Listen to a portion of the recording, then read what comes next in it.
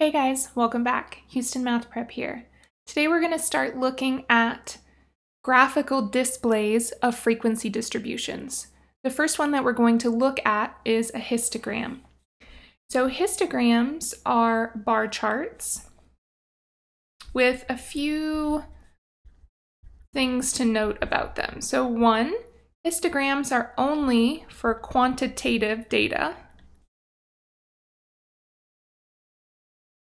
Okay, there is a bar chart for qualitative data, which we'll talk about later, but histograms are only for quantitative data.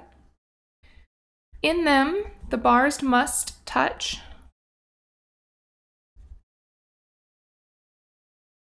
And we need to have class boundaries instead of class limits.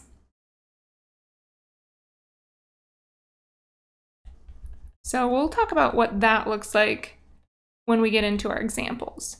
For now, what I'd like to do is look at this example of a histogram. This is actually a histogram for the height data in our course census that we were looking at in some previous videos, but I just want to take a moment to point out the things that this histogram has that all histograms need. So the first of that is a title. Your title doesn't have to be super creative and awesome, although it can be. It can strictly tell you, hey, this is a histogram of heights. All right, so as long as it has a title that tells you what's going on, that's important.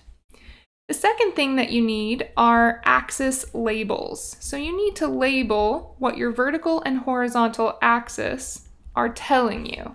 So in this particular example, my horizontal axis is telling me the heights in centimeters that are represented by that bar, meaning here this first bar is heights between 0 and 40 centimeters, telling me there's one of those, and so on. And the vertical axis is usually going to be titled frequency. Sometimes it might be relative frequency or cumulative frequency, depending on what your histogram shows, but we need to label what's going on. The next item that we need is we need a scale for both axes.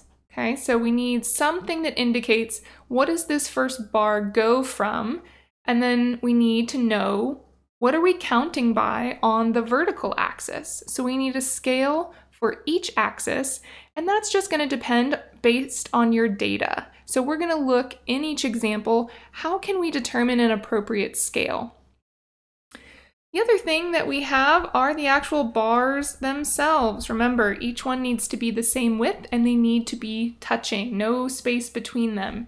Here, it is not that these two bars aren't touching, it's that we're missing a bar because from 40 to 80, we had no heights. All right, so those are the general parts of a histogram that you must have. I will note really quick an optional part that can come in handy, and that is bar height labels. You don't have to put them, but especially if you're choosing kind of a wide scale on your vertical axis, it can come in handy so that it's clear that, hey, this bar contains a frequency of 4 versus, if I'm just looking at it and guessing, I don't know if it's really 3 or 3.5 or 4. So those labels can come in super handy, but they're not required.